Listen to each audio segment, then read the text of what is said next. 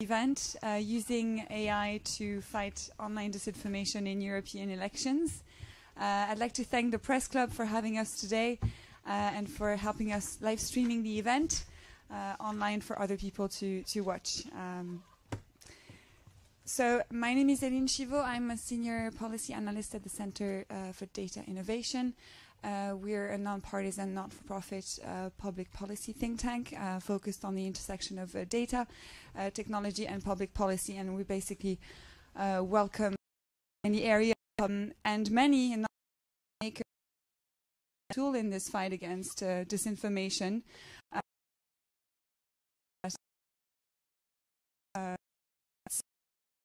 The content they're exposed to. And second, a number of policy approaches can be envisaged in the sense that they can provide a good response to that complex issue as well. We probably are going to look rather closely at the code of practice, which some of you have heard of and followed, which is a deal, some kind of a governance, a self-regulatory approach between the Commission and several signatories from the tech industry, Facebook, Google, Twitter, and Mozilla. And at the moment, the Commission is evaluating the progress and the extent to which automated tools and self-regulation can counter fake news, especially trying to avoid introducing new distortions to public discourse or stifling freedom of speech. What we see in our work is that platforms are seen as the cause of the problem.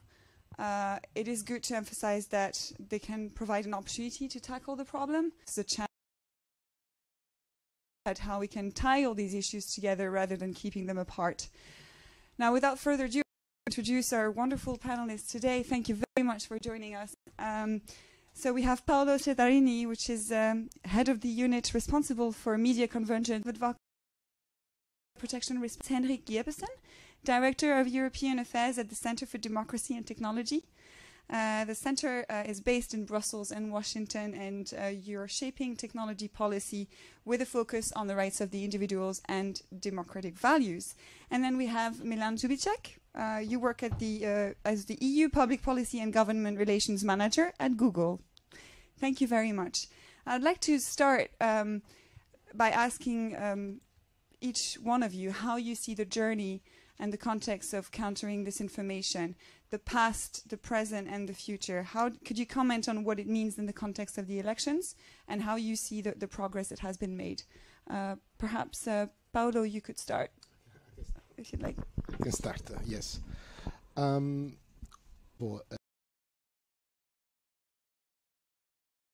the users, the context that responsible actor involved in this joint effort. Well, it's as a commission to tackle too late. We on time when we look at the fast approaching electoral campaign or not.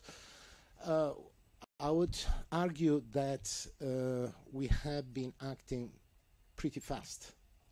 I mean, the awareness of the threats that are built into the different strategies and the diversity of the strategies themselves that are carried out in order to, pollute the public space, the information spheres where public opinion takes shape and where citizens forms their own ideas, and these ideas that then are translated into voting decisions. Well, this awareness became obvious not too long ago. Let's say it has been the presidential election in the United States, the Brexit, communication, digital communication, access of public consultation, because the problem is complex. It touches everybody. So it's difficult to design solutions or to design line of action for the Commission without having a wide consultation. And wide consultations takes time. Which means that if you look in the perspective, in the time perspective, initiative to result in a number of quite visible outcomes, starting with the report of the high-level group, with the communication 2019 and 18, with the agreement by the major actors in the online space of a code of practice, which was which was agreed in September 2018, and with an action plan that follows suit immediately after in December of the last year. So if you look at the rhythm at which this initiative had been carried out, I don't want to defend the Commission as a point of, of honor, but it is indeed quite impressive, taking into account the complexity of the machinery and the complexity of the phenomenon that we are trying to tackle. So now we are in the middle of the implementation of a code of practice, which has, which is important, which contains commitments for the main actors in this space, and the ball, I would like to say, it is now in the camp of the signatories of the code of practice. We are monitoring and we are trying to harness the best of this, of what these self-regulatory policies are designed to produce. Thank you. I think there's a lot of food for thought in what you said. I'd like to perhaps ask you that comment on the fact that indeed it is a leap of faith.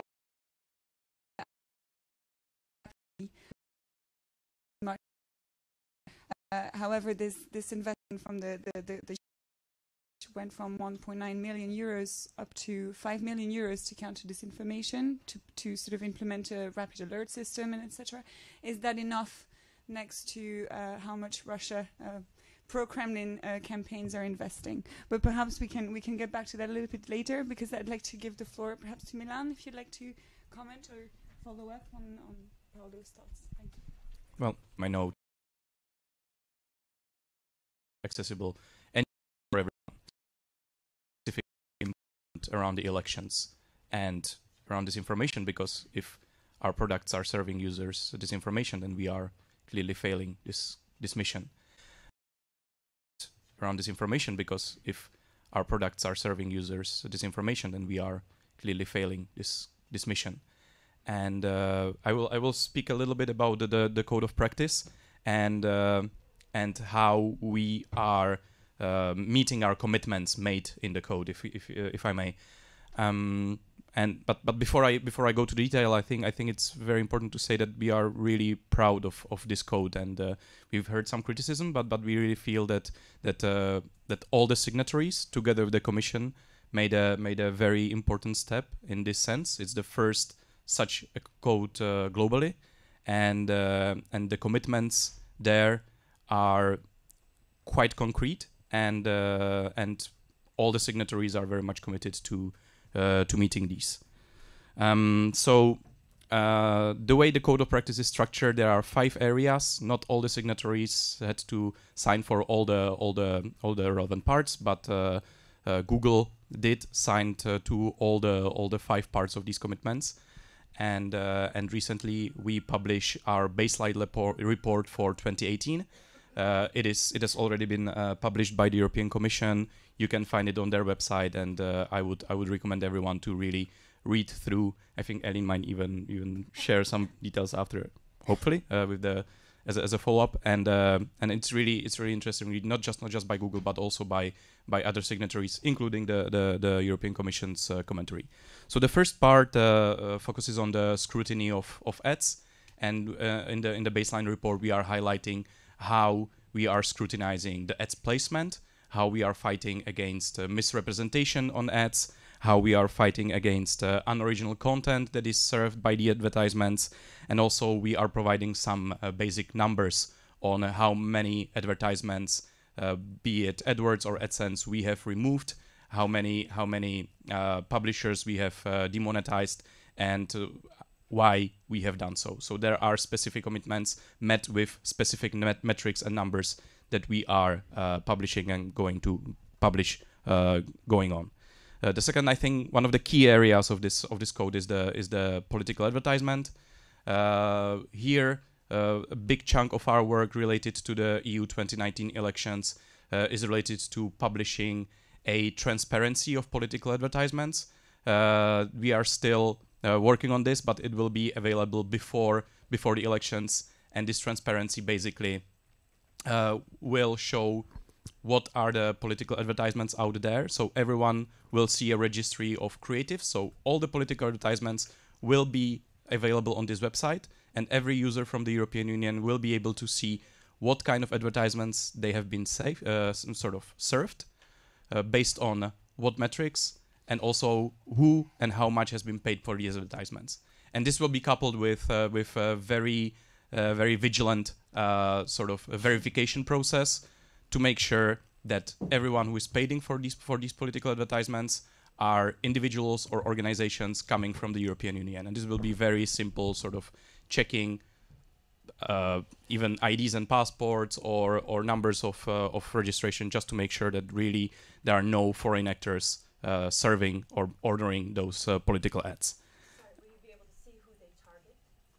Yes, there will be. It will be available on the targeting of political ads. We are much more strict than on a regular political advertisement. There are only 3 areas or 3 metrics based on which political advertisement can be served.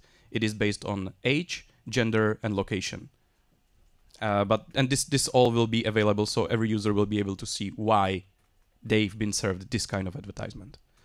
The third part is on the integrity of services. Basically, it outlines how we are working to implementing the code and these commitments, including, again, policies, clear policies against misrepresentation, in Google News, on other services, engagement abuse, and in general, how we are fighting and how we are protecting the integrity of all the services that are that Google provides. The fourth one is about empowerment of consumers. Here, the big part of work focuses on our work with fact checkers.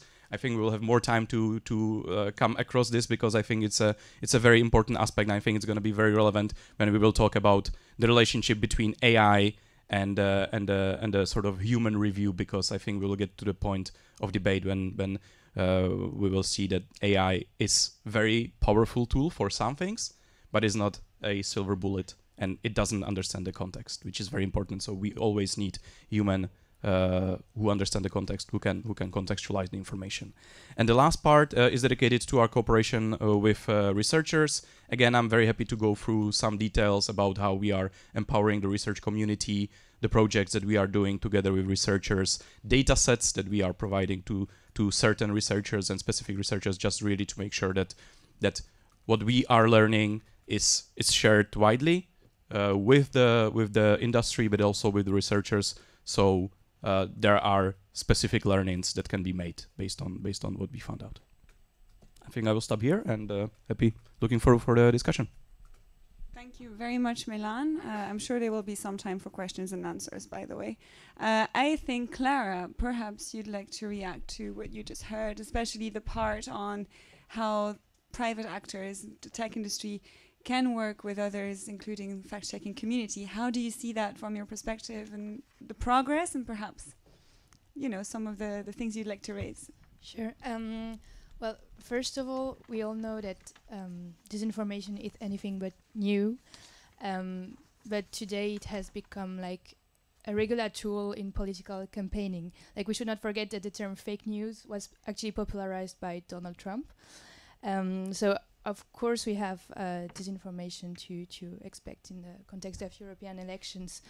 And actually, if any kind of coordinated campaign is happening, it already started. So as we said, maybe we are already too late.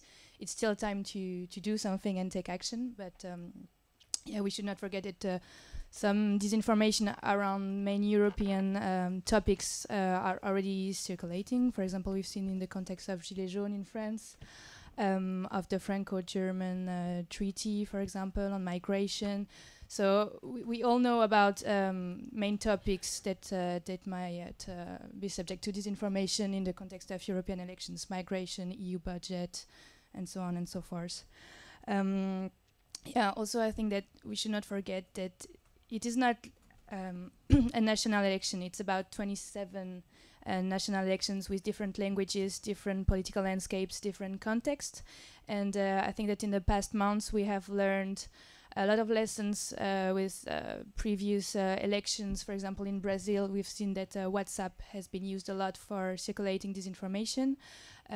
So I know that Facebook has taken some actions regarding circulation of information on WhatsApp, but this is a very difficult area because it's encrypted discussions, and maybe it's a new area that we might monitor a little bit more. Also other networks, like we can think also about Facebook groups in the context of the Gilets jaunes movement, which were used a lot to circulate disinformation, or memes, like pictures, which are also very difficult to monitor and flag in the context of the US 2016 elections and midterms. So yeah, this is some things that we might pay attention to, and yeah, I think that the world will be also watching at us. I mean, we have this code of practice. I think this is a great step. This is a great move towards more cooperation between different actors, platforms, policymakers, regulators, but also the civil society. And I think that just as the EU has set a new framework with the GDPR. I think that other actors might look at us at what we will be doing for the European elections. And in terms of cooperation, I think that platforms have taken a number of action with the code of practice. We've seen more transparency on political ads. I think that there is also an effort to support fact-checking. So there has been a wake-up call in the past years, and I think that we're on our way forward, but we still lack, I think, more cooperation with civil society. Having a repository of online ads, I think it's great. Each of the platforms have committed to more transparency on the ads and targeting, which is great, but maybe we should share information a little bit more. I think that the focus is still now on big actors, big platforms, but disinformation happen also across a number of different networks, more underground networks sometimes, like Reddit, like also the Russian social network VKontakte, for example, that we should also pay attention to. Because most of the time also disinformation can start in such networks and then go on more mainstream media. So yeah, I think that we should cooperate maybe a little bit more with the civil society, access data, good access to data for extensive research, cross-platform research. Having a common repository of political ads across platform would be a great help, I think, in this sense. Yeah, so maybe I will stop there and we'll continue the discussion maybe later. I think we will, definitely. I'd like to ask you, Jens, to react perhaps on what you've heard, and if you could say something about how we can control disinformation without it producing negative externalities on freedom of speech and other fundamental rights. Perhaps you'd have some thoughts to share on this. I think the answer is with great difficulty. This is really the crux of the matter. It is an extremely difficult thing to do. I think that so we have always, when we review technology and internet policies, their impact on free expression and access to information is always one of our top concerns. Like others, we have of course been really concerned about the threats to the information ecosystem that we have talked about. Given what we know about Russian interference in the US 2016 elections and information operations that are conducted, especially in Eastern European countries, it is absolutely right that European authorities, the Commission, member states should put in place a strategy, a response, and to try to meet this challenge in a rational way. And as I said, it's not easy because I think there's an expectation in some quarters and demand for quick fixes and quick results. And something I think the Commission strategy does right is to say that this is really a multifaceted problem. There are roles to play for private actors such as social media networks, internet platforms.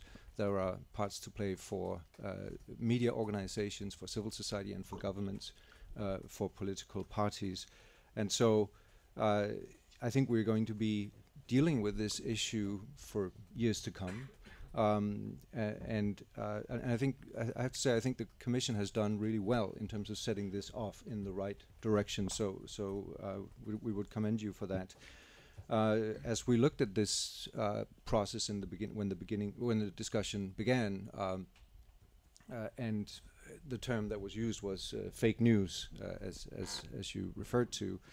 I think we're in a much better place now, because fake news was really used as a catch-all term to describe arguments that we disagree with and information that we would rather not have circulated, because it doesn't serve our political purpose, right? And so that cannot be the foundation of any sensible strategy. And so we were very happy to see the Commission's definition, working definition, focusing on verifiably false or misleading information created, presented, disseminated for economic gain or to intentionally deceive.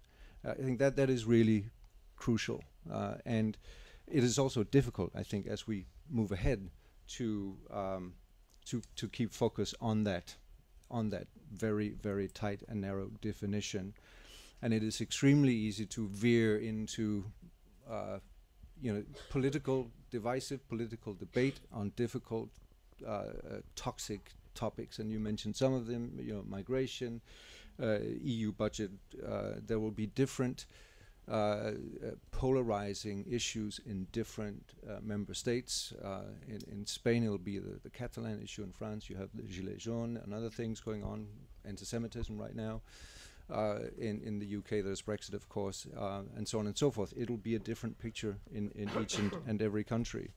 Now, another point that we've made in when we have made observations on this issue is data and understanding the scope and the scale of what we're talking about, and I think, and that has been quite difficult.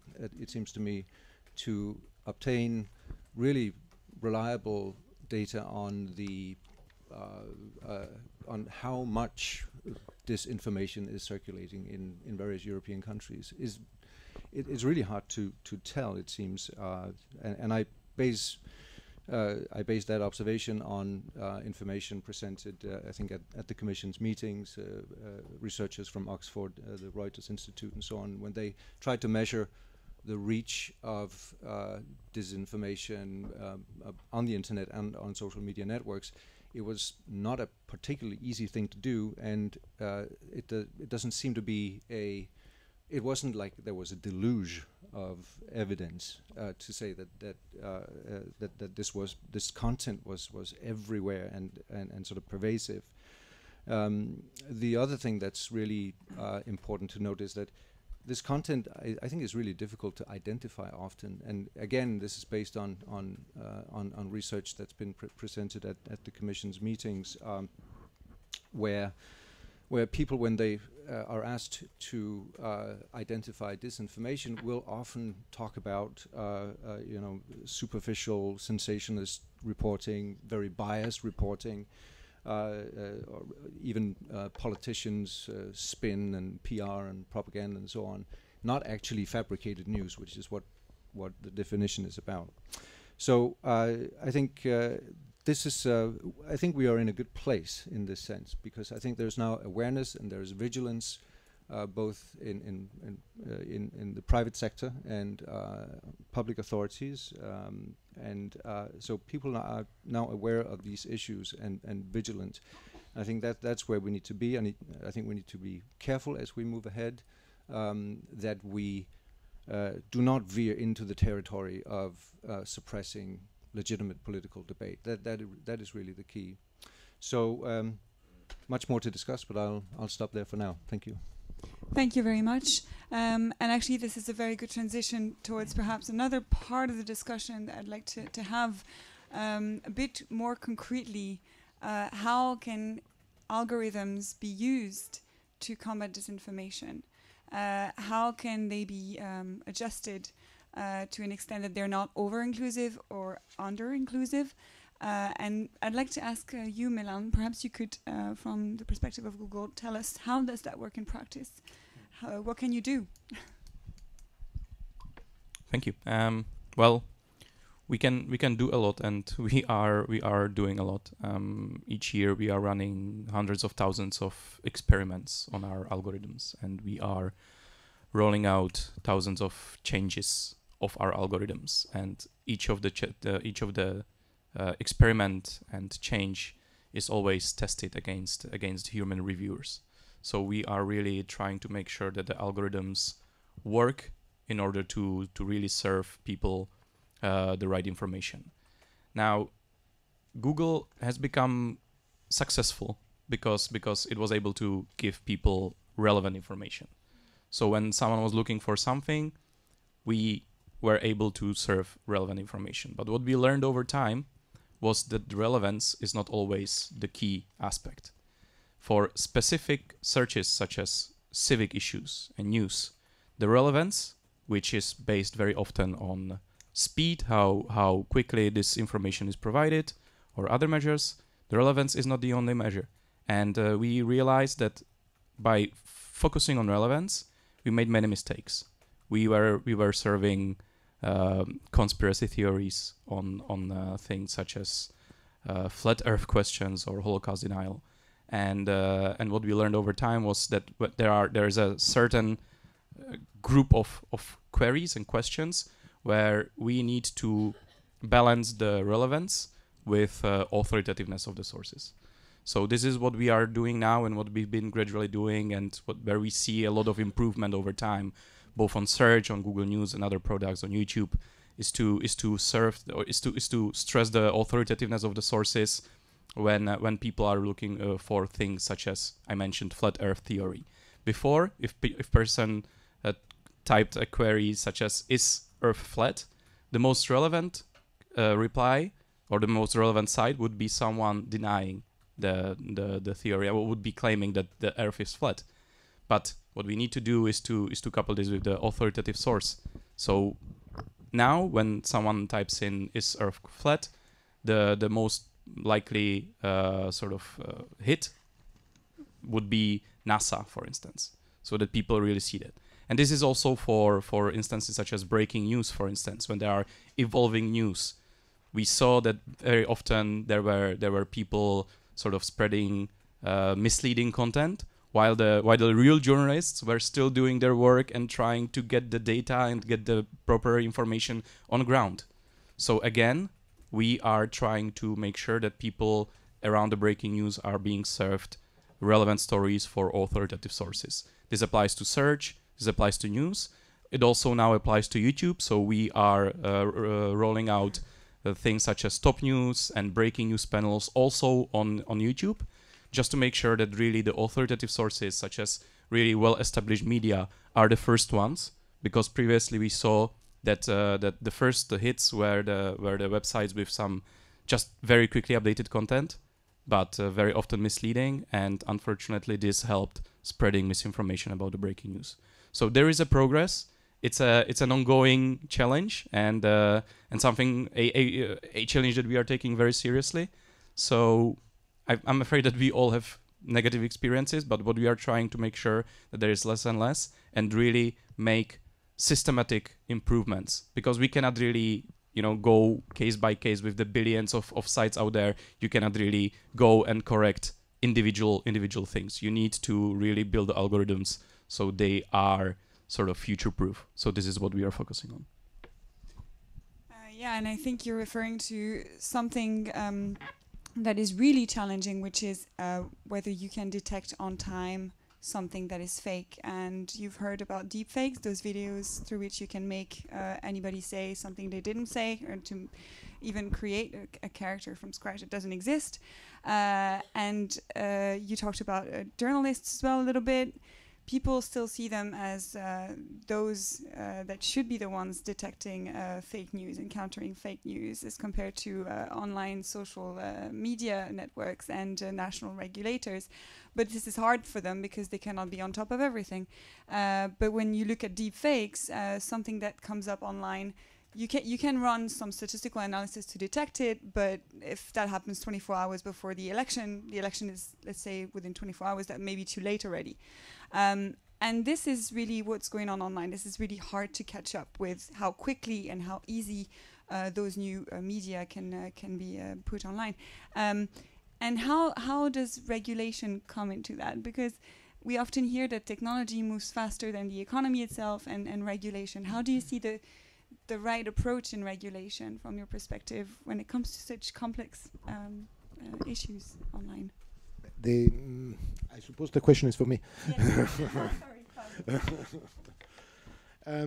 The choice that the Commission has taken in this phase is clearly in favor of a self-regulatory approach.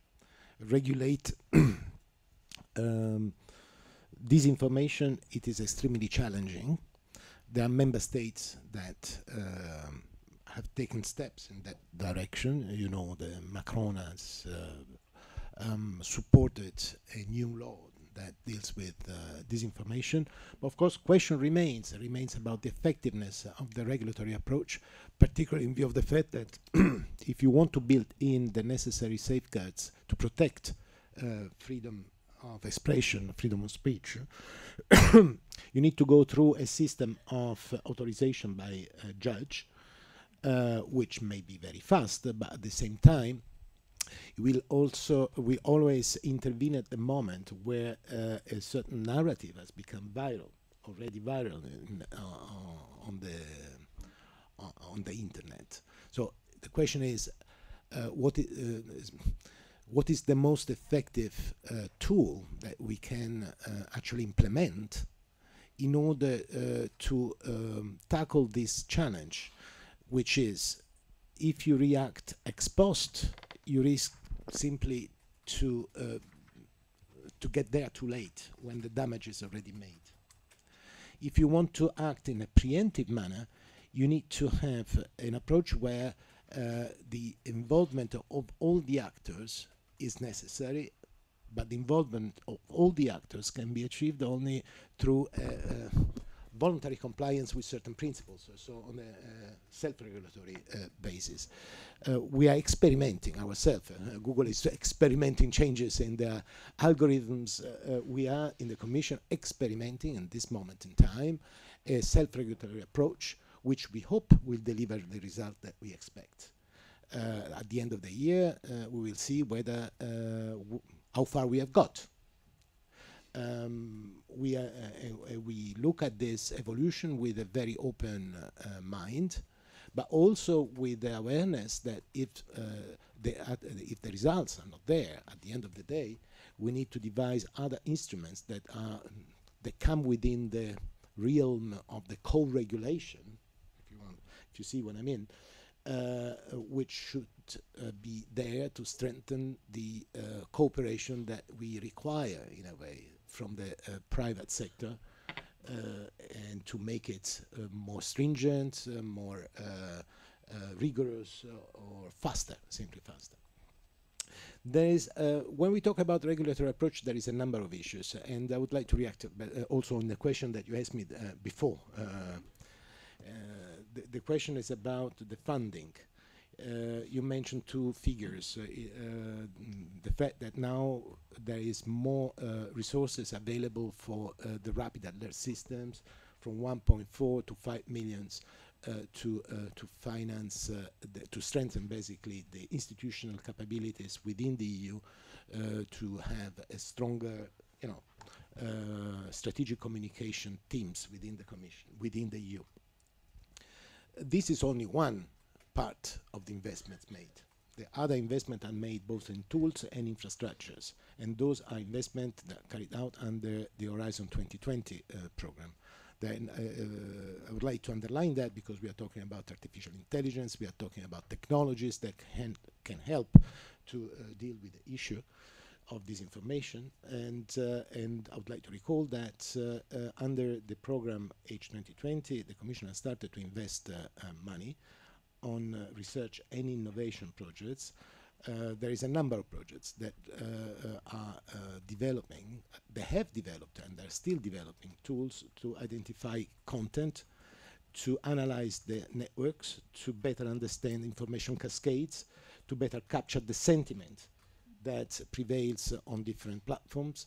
And those tools, I could list the names. There are about around 10 projects among those who have already concluded and those who are still ongoing, that represent an investment of around 25 million. Then there is the investment in infrastructures. What we are trying to build, it is a digital service infrastructure that should link up fact checkers, researchers, and civil society in order to have a much more efficient way to exchange information and also to coordinate responses, which are not driven by the governments, which are not under the control of any public authorities, but simply are the result of independent investigations that come from the media, that come from the fact checkers, that come from the research world, and which are carried out in total autonomy, and therefore can represent also different point of views that recreate pluralism or pluralistic approaches to corrections, to false narratives that emerge online. And for that we have been investing already 1.5 million to create a prototype platform, which is called SOMA, that is start to be operational, and that pilots the first experience of collaborations between fact-checking organizations and universities. And there will be further investments during the year in the order of 2.5 million to create a DSI, a secure platform, where these experiences of collaboration across disciplines and across specializations can be scaled up. It is important to underline one thing. When we talk about civil society and the role of the civil society, of course, everybody thinks about fact checkers, it thinks about the media. There is also, however, NGOs that are specialized in specific fields. There are NGOs that deal with the immigration issues. There are NGOs that deal with climate change issues. There are NGOs that deals with health issues. They are all topics that are extremely relevant because they are those which are mainly polluted by those groups or individuals that try to create confusion in the public opinion, in the spirit of the readers, by leveraging on topics that are very close to the heart of the citizens, or in any event that have been instrumentalized politically in order to shift the opinion from one side to another. So these NGOs very often are developing their own fact-checking activities. They look at what happens online, they look at how the public opinion has been kind of diverted from one to another narrative, and they are active but very much isolated still within their own ambit, with their own member states, with their own specialization.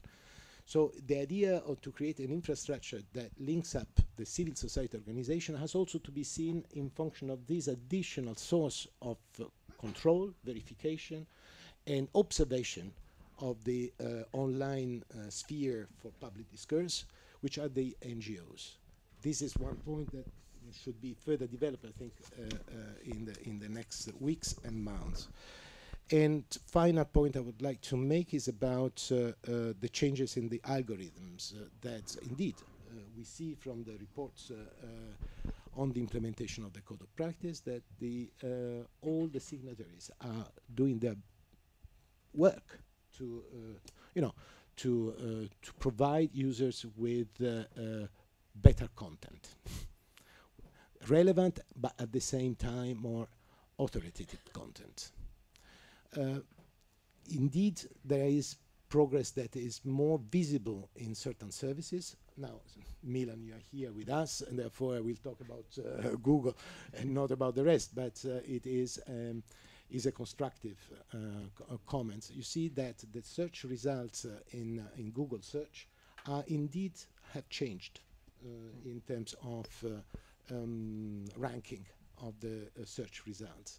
You see in Google News that the same applies. On YouTube, there is still some doubts whether or not on YouTube, there's not only the search function, there is also the recommendation function, what you see as recommended videos once you have carried out your own research. So the research can be very relevant, can be very, you mentioned the flat earth and the NASA that comes now first in the search result on YouTube. But at the same time, you have the recommendation that follows. And when you start to click in this recommendations, there are studies that suggest that still the tendency, it is, if you follow the recommendation streams, that you fall into more and more extremist type of content, in a kind of built-in bug that would bring the readers inevitably towards more extremist type of content, and therefore you fall back into conspiracy theories and flat earth, to remain an example, theories when you look about this type of information.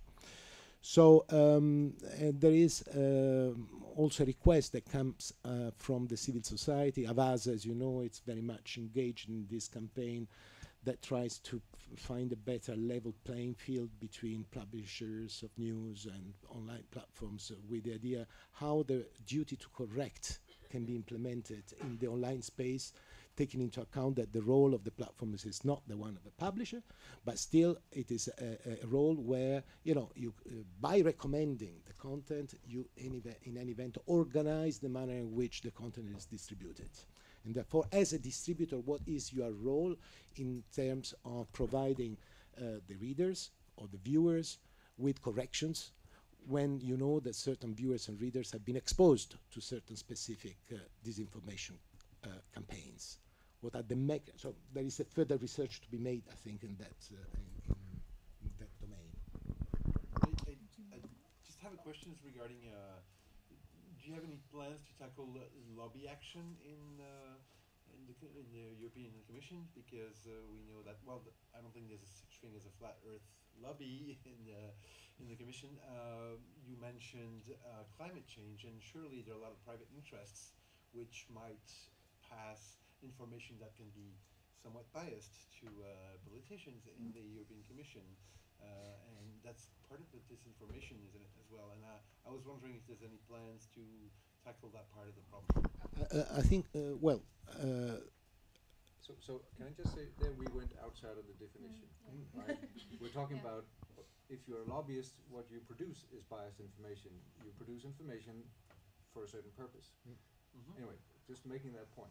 Sure. Before we move on. No, for sure, and that is exactly what I wanted to say.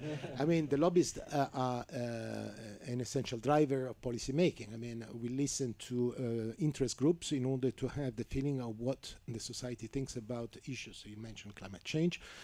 The point is that the Commission always strives to listen to different point of views, right?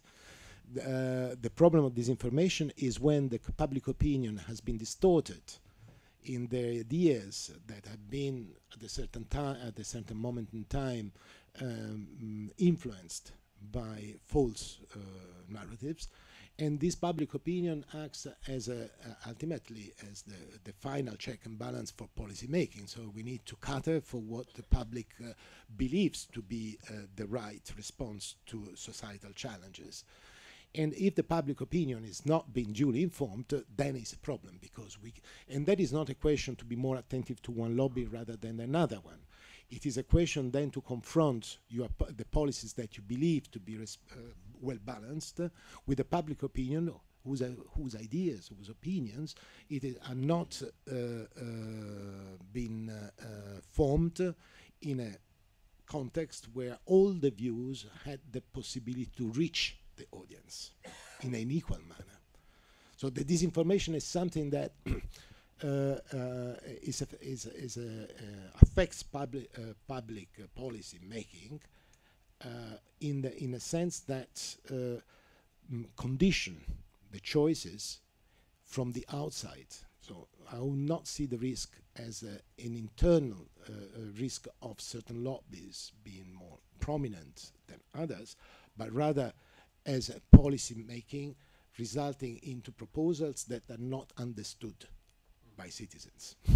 That is more. But there are some studies published by this or that companies, which results can be very biased regarding how harmful or not harmful some product is or whatever. And that is, in fact, online disinformation as well. Or Well, be perceived as such. well, let's be very careful. I would invite really here to be very cautious, because on certain areas, you know, that even scientific evidence is never completely white or completely black. What is important is that the different views and what is true today can be false tomorrow. What is false today can be proven true tomorrow. So the truth is something that evolves over time, right? The flat Earth was considered to be the official truth a few centuries ago now. So, but that was true. The point is the possibility that is given to the different point of views to have the same prominence and visibility in this new information space that is increasingly used, particularly by young people, which is the online, which is internet, which is the online platform.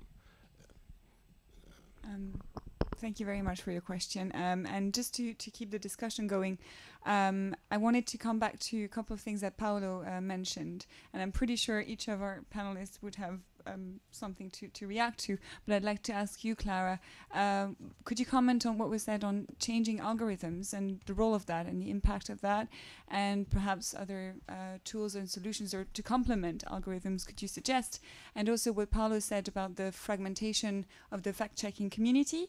Again, from what you do every day with the EU Disinfo Lab, perhaps you'd like to comment on that as well. Sure.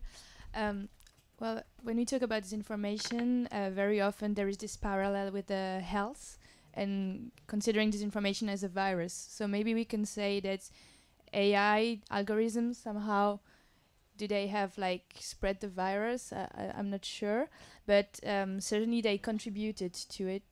Social networks and artificial intelligence algorithm contributed to the spread of disinformation. They're not the cause, I think, but they contributed to the spreading of disinformation. And then for the use of AI to combat disinformation, I think it is a very useful tool, but we should keep in mind that we need a very human-centric approach. I mean, just as Milan said, algorithms are a tool, but human should be kept in the loop at any time. But still, there are very useful projects and tools to help combat disinformation. For example, we were just mentioning EU projects and EU financing. So we are part of a EU project called We Verify, which is aimed at building a sort of a Swiss knife for verification tools for journalists and then also for the public. So be it for video verification, for example, content verification, so different tools. And also ultimately to have a database of already fact-check and debunk content in a blockchain that could be shared instantly to the public requesting for such information. So that, for example, is an example of technology and AI to be used to detect and to correct disinformation. Now, I don't know what your next question was also on the fact-checking. Community of fact-checkers. Yeah, so AI, for example, can be a tool for the fact-checking community.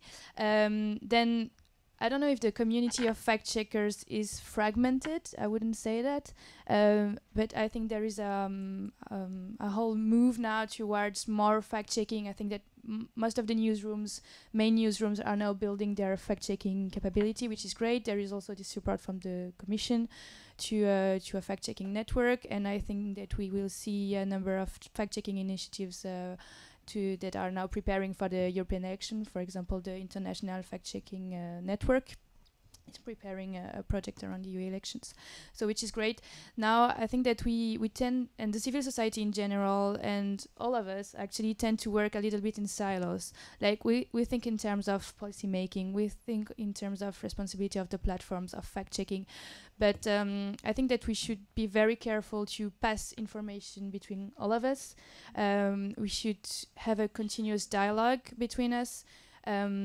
because fact checkers need also technology, fact checkers need the support from the platforms, researchers need access to data from the platforms, and so on and so forth. So we all need to really work together. And I think it is very important. And for that, regarding the EU Code of Practice, I think that the next step after the EU elections, of course, will be to carefully assess how it has been implemented and how we can move forward to our more co-regulation or maybe just regulation also on some aspects of the issue. With maybe more clear indicators and clear assessment, clear regulation, clear assessment from the regulators and the policymakers, which I think for the moment is still a bit unclear how it will be monitored by who and by which regulators. Yes, I think that at least at EU level we should, or we might regulate, for example, on access to data at some point. I think that the EU level is the right level for such a regulation. Also, maybe we might need to consider at some point the liability of the platform. What is the status of the platforms? Are there curators of information? I know there is this whole debate, are there editors, or what is their legal status? So maybe this is something that we might need to think again about in the next years, in the next months, I don't know. And but we should not forget also the local and national level, because we are here in Brussels. We are talking about what the Commission can do, what we can do at EU level, which is great.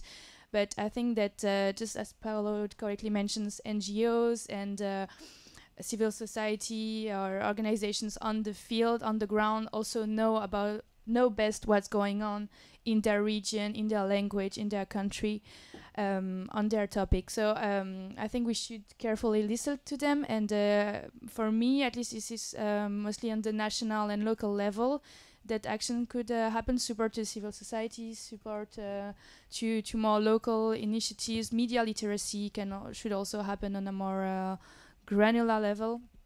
And I think we should not forget about that. There are two levels, the EU levels and the national and local level also should not be forgotten. Thank you, Clara. And I think you touched again upon a couple of issues that I really like to discuss in general, the digital literacy, how important it is to raise awareness, to empower users to be able to verify their own content.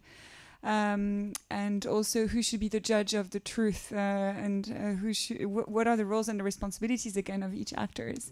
Perhaps Jens, you'd like to add a comment based on everything you've just heard over the last minutes, because there's been quite a few things that's been discussed. Sure. So just on the role of algorithms, I think it's undoubtedly true that the way social media platforms have been set up have been factors in accelerating content that we would classify as disinformation. This was shown in research conducted by US universities. I think the factor was 6. So they conducted a study showing that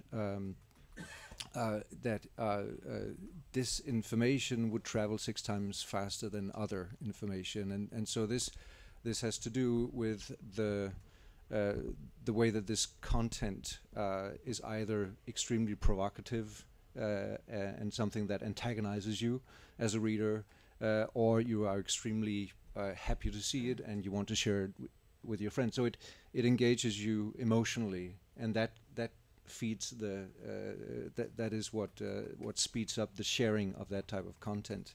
And so I think so efforts to rejig those systems to make more accurate, more balanced, more let's say sensible information, have that rise higher in the content feed is definitely necessary.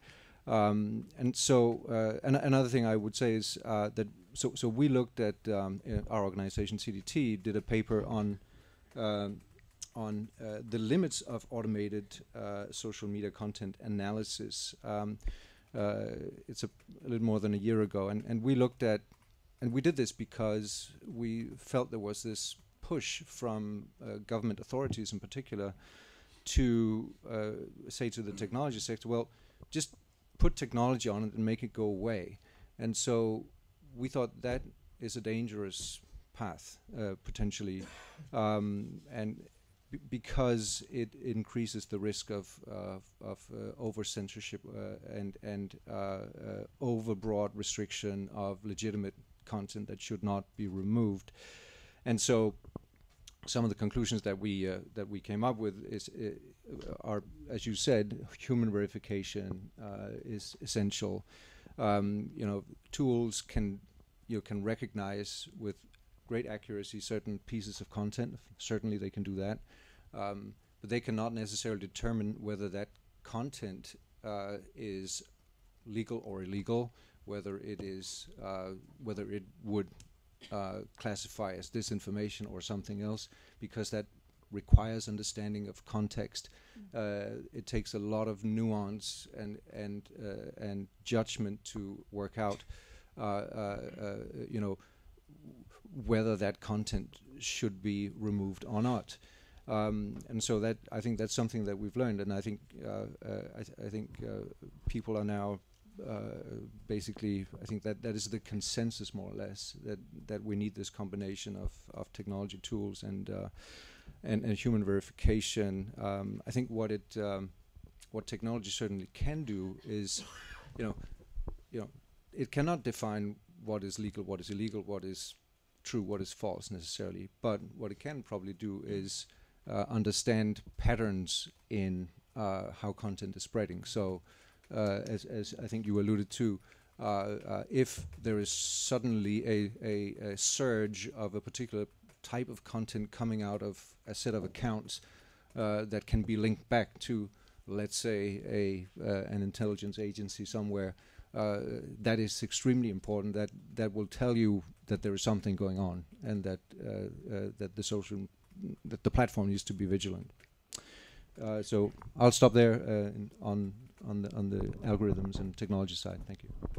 Thank you, but I think some people want to continue on that. So perhaps Milan, I see you had a burning reaction.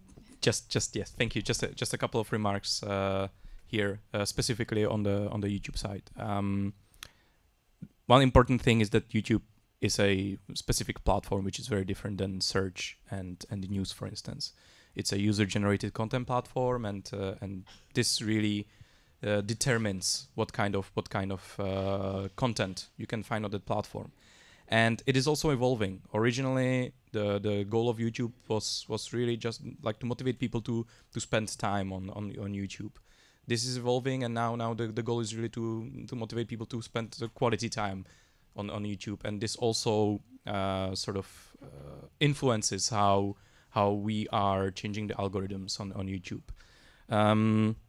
That these changes do take time, and I understand that when we are talking about disinformation, very often we don't have the luxury of having the time, which is why we are also trying to combine these with the faster fixes, such as the ones that I mentioned, the top news, the breaking news, also adding some information panels on specific publishers. But again, this is a continuous development that also generally applies to the code of practice as such. These things need time to prove themselves.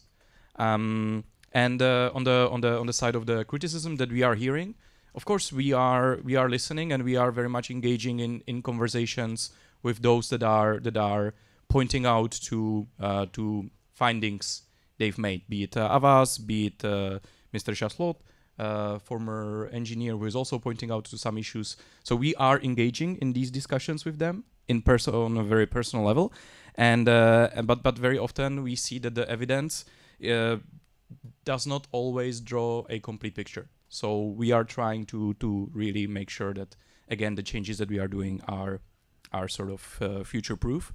And but one specific thing when it comes to YouTube is as long as it's a user-generated platform, what we are facing sometimes is the lack of this authoritative content.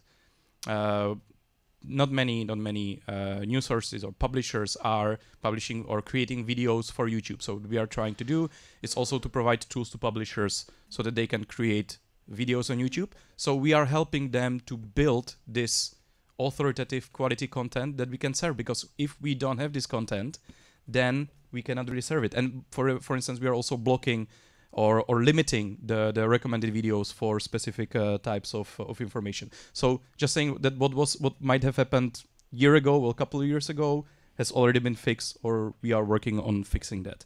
And just two more remarks on the virus analogy and the AI. This is what Google News is one of the good examples where we are using AI heavily in terms of improving the results.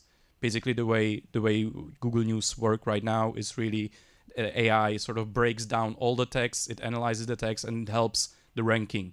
So there are areas where AI works. It's also because Google News has a limited corpus of publishers that are allowed. So it's not dedicated to all.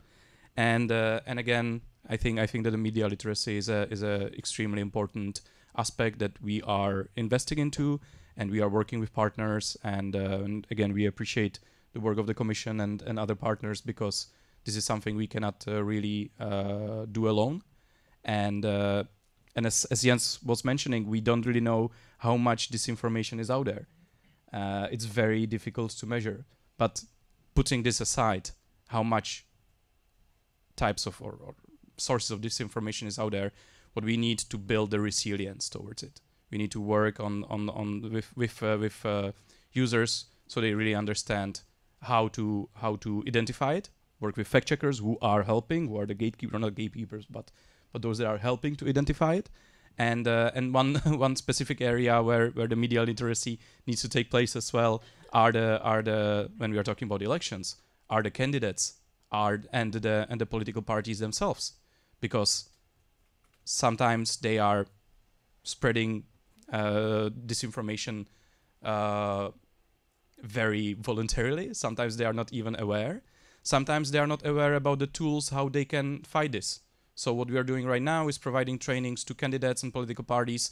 So for instance, they can claim their own information panels on search, so that it cannot be hijacked, so that they can make sure that when you're typing a name of a candidate, they will be the first to serve the basic information about them and their website. So it's not going to be a disinformation website. So they can protect their websites against cyber attacks, which is one of the areas that is not a topic of today. But these things are very much interconnected. So the media literacy is really, it sounds very much like a cliche, but it's extremely important. Thank you, Milan. And I have, before we move to questions and answers, because we really want to do that, right? I'd like to ask you, Paolo, when can we expect the next report to be published on the progress of the signatories in the context of the Code of Practice? Normally, beginning of next week. Okay, great. And how do you view this year in light of the elections and the progress that's been made? But the only thing I can say at this stage is that the policy are relevant and good, I think. If you look at Google, you look at Facebook, Twitter, I mean, they've set up a number of policies, they have made it public, and in theory, they are good. Now, are they implemented all over Europe? At which pace? How we can measure the actions that concretely have been taken in the implementation of these policies? For that, I mean, this is a pending call to get better and better metrics and benchmarks to understand how effective it is, how efficient is the implementation of these policies, which I repeat, they are designed in a proper manner, or in a very pragmatical manner, which is important because it's a learning curve for everybody. This exercise has to go through tries and sometimes errors in order to get better and better. But at the same time, you know, we need data. We need quantitative elements on the basis of which we can actually establish that there is a massive effort that is deployed by the platforms in the direction of the good implementation of these policies. Yes, and I think all stakeholders have a common objective, and this is, you know, what brings them together that matters in trying to advance this progress as fast as possible. Perhaps one point I would like to underline, however. Sorry if I interrupt you, because Your horses. just one point. It's about something that has mentioned before, the access to the data, which is not only the provision of metrics on the implementation in the various member states of the policies in question. It is also, there is a risk that when we talk about fact-checking, when we talk about those who have the task, the difficult task to establish whether something is a news is factually correct or not, we is to leave the question, which is the real elephant in the room, about who is the arbiter of the truth at the end of the day.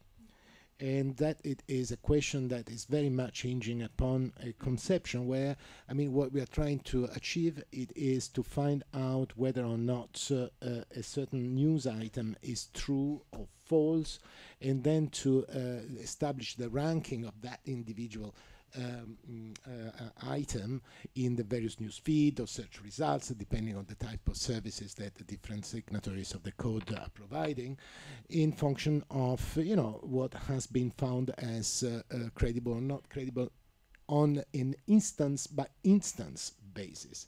I'd like to underline that the work of fact checkers is one of the phases which is necessary but not sufficient. We need to understand where the disinformation happens, in which type of information areas, which are the themes that, and I agree very much with you, member state by member states or linguistic area by linguistic areas are more prominent in these different cultural and political environments. But then we need to do something else. We need to understand what are the patterns and trends behind it.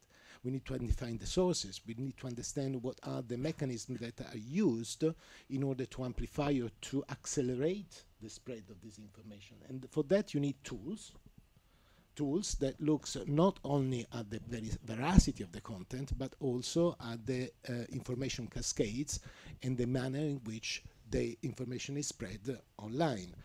The work that the platforms are doing is very important. They try to have more neutral algorithms.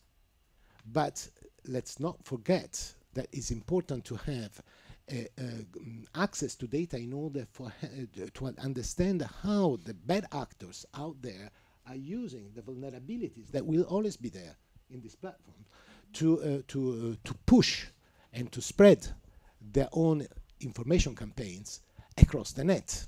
And for that, we need to have access to data. We need to have independent researchers that study the information cascades and how the different actors organize themselves in order to amplify the reach and the speed of these narratives. Access to data is going to be a real issue that we need together with the platforms. It's a nut that we need to crack. Thank you. Clara, you wanted to please briefly. Yeah, okay, very quickly. Well, I couldn't agree more on what you just said about access to data. And I think you wanted to mention media literacy at some point. So I just have a quick comment. So Milan, you talk about YouTube and the algorithm and how YouTube now is trying to change the recommendation. I think the problem here is also that we rely on the objectives of a few companies. I mean, it's great, this change in the mindset and the algorithms of Google and YouTube. But yeah, for a moment, we want to keep you on the platform as long as possible, and the day after, we prefer that you have access to qualitative content. So we rely only on the decision of a few companies. So for me, it's also a problem, and I think that users here should also be empowered to have a choice, to have a say also on that, and also held companies accountable for what they see. For that, I mean, for example, that you could have a few plugins on your web browser, for example. I think that already Mozilla, for example, committed to release a new version of the Firefox browser with a few add-ons and a few settings helping you to check on the content that you are seeing. We've seen a number of initiatives in this area. For example, you have this plugin NewsGuard, which helps you detect like the the reliability of a news source. You also have a number of other plugins like Who Targets Me, which helps you monitor how you have been targeted on Facebook. So this is also related to the AI issue that we were discussing today. So I think that we should definitely also, as users, and be responsible and hold the companies accountable for what we see online. And we mentioned, the news search. And Google News and also a bit YouTube, but I think we are missing Google Chrome here because the browsers are our first window, our first entry to the internet, and I think that they can also be a useful tool for us to monitor what's going on there. And this is also very much related to media literacy, because if you teach people how to verify the sources, how to use social media and so on, you should also empower them to be able to check what they see. This is not fake news. We're going to have questions and answers, but... Sorry about that. Very, very quickly. I think it all boils down to transparency, and I think we all agree that transparency is extremely important. And I dare saying that Google is one of the really leaders in class when it comes to transparency. We started publishing transparency reports years ago on the law enforcement requests. We are publishing now transparency reports on YouTube removals of videos, and we are looking into more and more ways how to publish more data and how to publish the data, but in a sort of useful manner. Here there's a couple of there's at least I can see one caveat or two caveats. It takes time. It takes time really to learn how to provide the data, how to contextualize it, to make it really useful, because just throwing a lot of data out is not always the best way. Also, and there's the second caveat, is that we've seen before that when we are publishing data, they can be used by those that are trying to game the systems. The first time we published a seminal paper on our ranking algorithms, we see a huge spike of attempts to game the system. People selling and buying links to from each other because they knew that this is the way how to game the system. So we need to be very, very careful in this sense as well. And there are also some privacy concerns and others. So transparency, absolutely, and we are doing our best. It again needs some time and needs some cautious. And the plugins, yes, well, Chrome also allows NewsGuard. We are talking to the owners. They are very often in Brussels and talking to all stakeholders. I installed it on my Chrome myself. One of the issues that I can see, for instance, with NewsGuard, and again we are allowing it on our platforms, is something that Paolo pointed out too. It only works in English. So there, it only works for English sources and only on the US sources. Not even all the UK publishers are covered. So there are plugins, and plugins are definitely one of the very efficient ways. And I think that Chrome is very open, and many plugins are available. But again, the media literacy and getting the information out is a very part of this puzzle. Thank you, Milan. Now let's confront you guys to public opinion. I know this hand at the back was raised a couple of times, so we'll take a few questions from you all. Please stand up, speak loudly, because I'm not sure we have a microphone, and tell us your name and perhaps your organization if you like. First one here? Yes, at the back. Mike? Founder of Democracy for All, which is an initiative for reinventing democracy, because we are 21st century citizens stuck in 20th century politics and democracy. And thank you very much for organizing such interesting meeting. I have three very brief questions. First to Milan, because you mentioned AI cannot understand the context, but at the same time we know, even I myself personally use contextual awareness, capable of contextual awareness robots in my life. So what is the current state with this technology? Why AI? You said AI cannot understand context. So and can you please also comment on that? Together with combined with natural language processing, deep learning and machine learning, how these technologies can be combined. I believe there's a great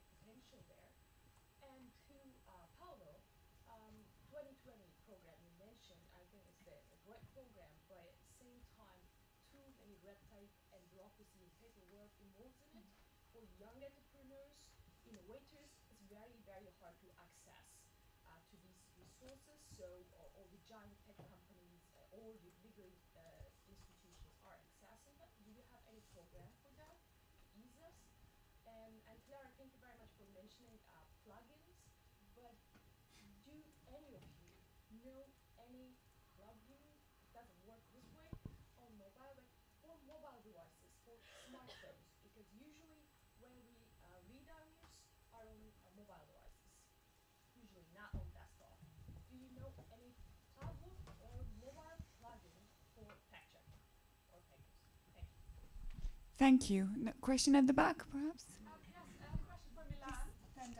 How are you determining the authoritativeness of a source? I was curious about that. How are you ensuring like a representation of minority views, especially on civic rights issues? Any other question? We'll come back to you guys later as well. Yeah. You? Thank you. Good morning. Nadia Kolochikova from the Alliance for Secure and Democracy at the German Marshall Fund of the United States. My question is about the vulnerabilities and the accountability. Paolo, you mentioned that vulnerabilities will always exist. My point is maybe if the accountability arises, maybe we will have less vulnerabilities. So I wonder, have you kind of discussed if the accountability is higher for the social media platforms, or let's say the consequences of letting the disinformation being spread on social media platforms? Do you think that that might also decrease the viral spreading of disinformation as such, to give them more responsibility to not allow that to happen? And also at the EU level, have you thought of alternatives to Facebook, a European alternative? Because at the moment we are just trying to deal with what we have, but what about the more proactive approach and thinking, could there be another platform like that to give options for citizens? Thank you. One last question. Yes, the man in the blue suit. Thank you. My name is Mikko Salo. I had a chance to participate in the high-level group on contributing to the work at the time.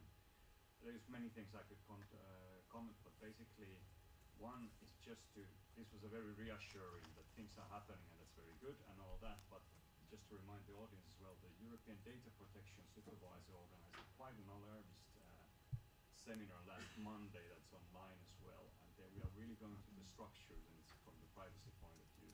And it's actually exactly the same theme. I mean, so we are doing a kind of short-term things here, but that's a big issue as such.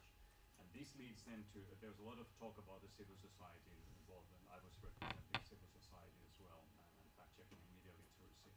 But there we have a structural problem that we actually hinted in our report, that we need to somehow like have a clearinghouse for truly funding. I mean, even the Horizon Europe might be too clumsy for that type of things. If the platforms are really serious, I mean, they are investing a lot of money on that one, then it has to be done so that it's pooling resources.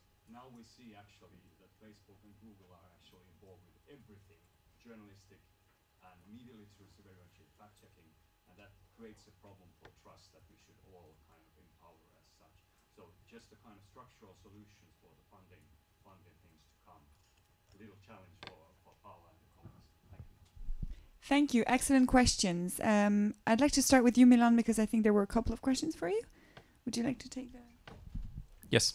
Well, thank you for all those questions. I think you touched upon many important issues. On the technology and the context, I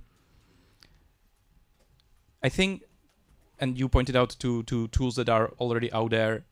The technology is improving and it's getting better and better, but we are still not there yet.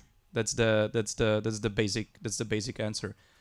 We see improvements in many ways, such as detecting violent extremist content and detecting hate speech. But then we always see that there still needs to be the sort of human oversee, because these tools simply make many mistakes, and the margin of error is just too large when it comes to such important societal issues such as hate speech or violent extremist content or disinformation. So on the second point, the sort of combination of different tools and different techniques, absolutely. We have specific teams at Google dedicated, and even within Alphabet, dedicated to to different AI machine learning techniques. We we keep them separated on purpose because we feel that but they interact a lot, because different tools can be used for different issues or different products, and really where we see where the magic happens is when they are meeting and working together. And we are trying to be, again, very transparent and publishing a lot of research and data via TensorFlow and other tools. And since I understand that you're very much involved in this topic, I don't probably need to tell you that.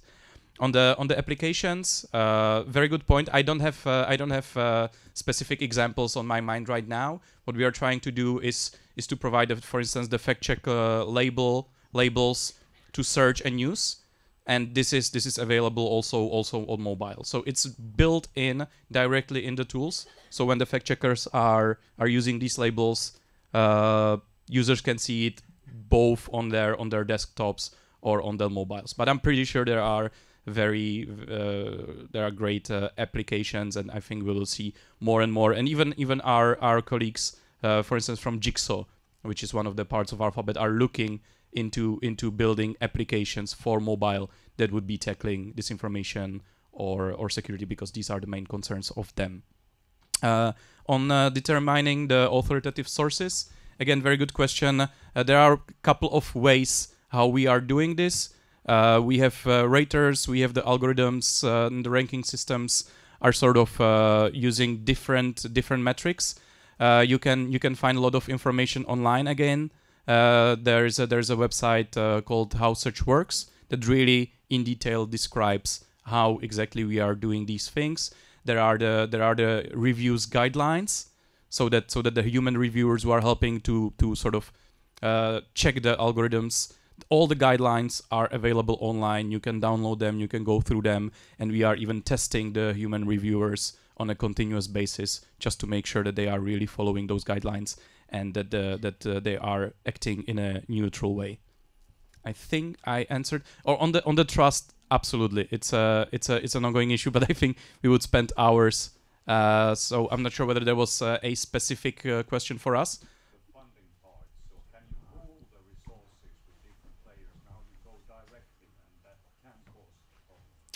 Indeed, it could. The way we are looking at this is not by, for instance, working directly with fact checkers, but we are working with the International Fact Checking Network, which is an independent body that gathers the fact checkers, that also reviews whether they are applicable. So these are, for instance, the ways how to make sure that we go sort of beyond. But I think we are also, again, very transparent in terms of who we are funding, how much money we are spending. We are publishing the transparency report, the lobby transparency report. So I think the transparency is the tool. I think that in principle it is important to support research, to support civic society, and it is also important to make sure that there are no strings attached. The name of an excellent movie, by the way. Paolo, would you like to react to the red tape question? Yes, indeed. I mean, if you want to apply to for EH 2020 funding, you need to go through a quite heavy paperwork. That is true. On the other side, you know, there are a lot of money involved, and the need to have a transparent and objective manner to select the projects. It is equally necessary. Otherwise, we would be facing another type of criticism, which is chronism or preference given to some kind of usual suspects. So we need to have a system in place which is indeed, I recognize, heavy from the bureaucratic point of view, but at least has some guarantees of objectivity in at the moment of the evaluations of the project and the selection of the beneficiaries. Concerning the field that we are talking about today, so the projects that I could name a few: Social Sensor, Invid, Reveal, now the newer projects like We Verify, and Provenance, Co-Inform, SOM, and so on and so forth. If you look at the composition of the consortia there, you see that there is some companies, particularly from the media sector, that are large in size, but the majority of the participants are either small, medium-sized companies or mid-caps at the best. Particularly from the technological point of view, if you look at the technology providers for these projects, are more or less within the ambit of mid-caps, not large companies. This lead me, and what we try to do, indeed, is to kind of make the community, the stakeholders community, aware of the orientations for the future research and innovation programs, work program, a bit in advance. We have the proposer days, of course, this is a classic moment in which everybody goes, but there are also hints that are provided, like today, about what are going to be the directions for future investments, you know, that prepare the ground for stakeholders attentive like you to think about how to get organized when the call will be published. And that links up to the question that you asked before. So what about investment in initiatives, in projects that could represent an alternative to the current incumbents? Well, you'll see in the and it comes to you'll see in the next work program H2020 for the year 2020 that there will be some money devoted to consortia that can propose platforms are using the technologies that are based on blockchain, on artificial intelligence, and that can propose new ways to organize the content, to aggregate the content through a stimulus that is provided to the editors, to the producers of audiovisual content, to get organized, to invent new ways to reach the public through services that indeed compete with the one that are prevailing today, or they create new market, new ways, complementary services, not necessarily head-to-head competition, but could be new ways to expand the market with new services that are the result of cooperations with content producers, including also user-generated content integrated into it. The problem here, and then we are at the press club today, it is a bit always the same, and I make always this analogy. The news publishing, and it reminds sometimes of agriculture. And the attitude of news publishers are sometimes so much, you know, driven by their own silo approach, that imagine cooperation across outlets, it is almost unthinkable. And the same appeared, I mean, the same you see it in the agricultural sector, when the farmers complain about the excessive bargaining power of large supermarkets or hypermarkets, and they ask for a fairer playing field, with the regulator that should eventually fix the price for milk, let's say, right? Well, they do not see the other side of the medal, which is, well, but the market, it is open also for other forms of integration downstream in the value chain, where the aggregation can happen at a different level of this chain, but that would require a new spirit of cooperation across outlets. And we can provide money for creating the conditions, I mean, money in terms of infrastructural money. We do not intervene on the content, of course, but infrastructures that are harnessing new technologies for reaching out to wider audiences, and therefore to make this experiment more successful that would be otherwise without adequate technologies. But the rest, it is also for the media sector itself, to get mobilized, to invent new ways, new formulas that are really enticing and appealing to people. On the question of vulnerability, yes, and accountability, of course. The transparency that Milan was talking about is the first step towards a more accountable operation of online platforms. In order to have full accountability, however, the control of the vulnerabilities has to be also carried out by independent research.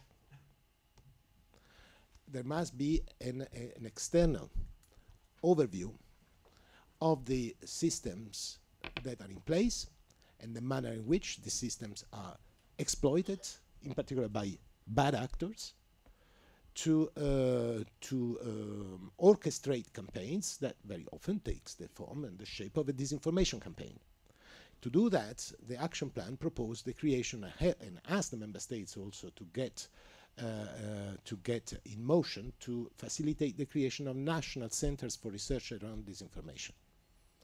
Multidisciplinary teams that are independent, they are anchored into the academia, and then who can better look at the manner in which the conversations in the online space takes place in different services. Now, today it is quite easy to have an in-depth analysis of these conversations on Twitter, which is an open platform with an open API, and researchers are quite happy with the manner it works. It is not yet fully possible on Facebook, for instance, where even public pages are not searchable through API. And therefore, there you have, I don't want to quote Milan here, otherwise we start.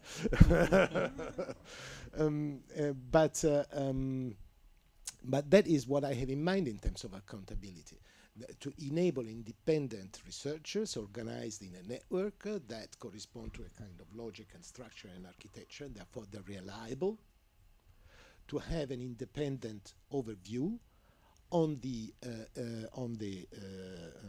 trends and patterns of disinformation that happens, that develops on different services, on all main services, so as to constitute a check and balance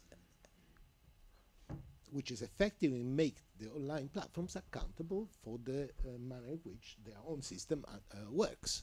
They are doing their part, but of course we need also an independent overview. And finally, the last question I think was about the founding of civil society organizations and the clearinghouse proposal that comes also from the high-level expert group that was discussed in the high-level expert group. Miko knows very well the problems to have direct funding to fact-checking organizations who do not want to be founded by public authorities, not to compromise their independence and the perception also by the public of their own independence. So that it is quite of a tricky issue. I think there should be other source of funding like charities and foundations that should be looked at in this context. As regards the NGOs and the media literacy community, I mean, the good news is that we are really fighting to defend the proposals that the Commission has put forward for the next MFF. And in Creative Europe, there will be in the multi-sectoral strand of the future Creative Europe program, there will be not immense, but our proposal is about 61 million on the period of 7 years of investment to be devoted to media literacy and to media pluralism. Thank you. I wanted to give some more time to questions and answers and for Clara to answer the question, but I think we'll have to stop here, unfortunately. Please give a round of applause to our panelists and to yourselves. Thank you. Thank you very much for making the time, and we'll be in touch with the event recap, and the video will be online as well, so you can take another look at the talk. Thank you very much.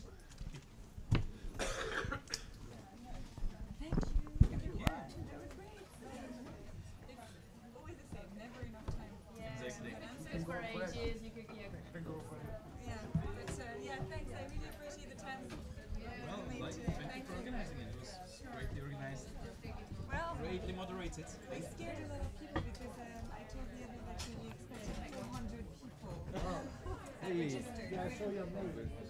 Attrition rate usually 70%, but still this group can only welcome 100 people. There's so much. All right. Yeah, extreme incidents. But it turns out, yeah. Thank you. So, yeah, so there's an outside. So you see next year? Because Marisa mentioned today that it will be Thursday or Friday. There's a lot of disinformation flying around. There is a lack of information. Yes. Yeah. And I understand that they are a little bit more nervous. I would like to. I did, but it's okay. I'll let them. And also, But there are other companies I understand. yes, the question of Yes, I did. Thank you. Really appreciate it. about So you think they can expect something? We just want to know what we can. we need to discuss it for the next.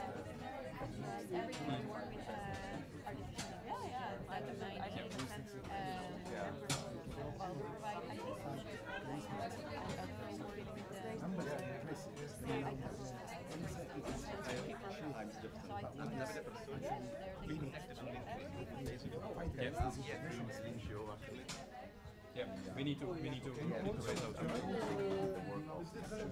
Right. And I applied for an did get any answers. This is why I was told you. No worries. I understand that. I think your sentence is kind of a small institution as well. No, I think we understand that from our perspective it's very important to see how the debate is going to be. Yeah, exactly. In Brussels. Many of our colleagues are nervous about the perspective. I don't need to explain.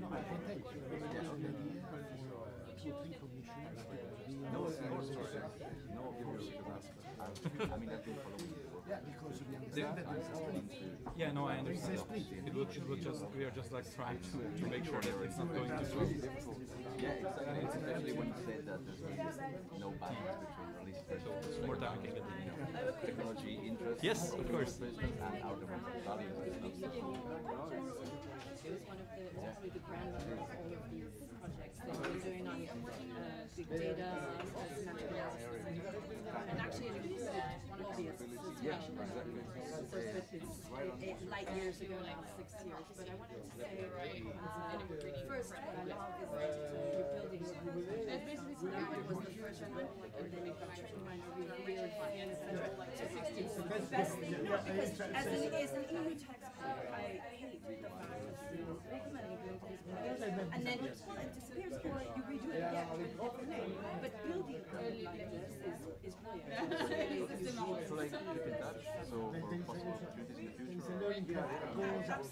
I'm extremely sorry. I need to run because I have a meeting at 11. But let me give you my card, and we can do a follow-up, or we can just grab a coffee. It was very simple. It was actually about the resiliency of what I wanted to do is, are you doing anything in schools? Because my son is Thanks. I appreciated your and my kids are very, very discussion, especially about how we make the point about the distinction between fake news and starving out. Yeah, send me the email. I will send you all the things we do around safety and media literacy because there's a growing number of these. Thank you so much, and thank you for the questions. Bye. So my question was, how do you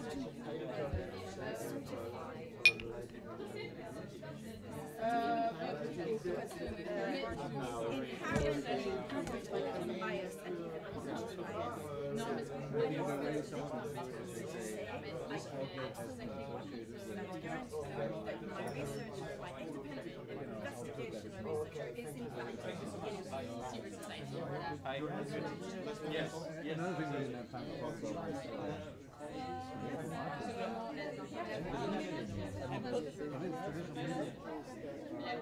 we actually put out quite a bit of disinformation. Sometimes just because it wants to be great, right? You want to report quickly, so you run with stories that turns out not to be true. So they could have two heads are better than one, or 5 or 10 heads are better than one, and it would then override by critical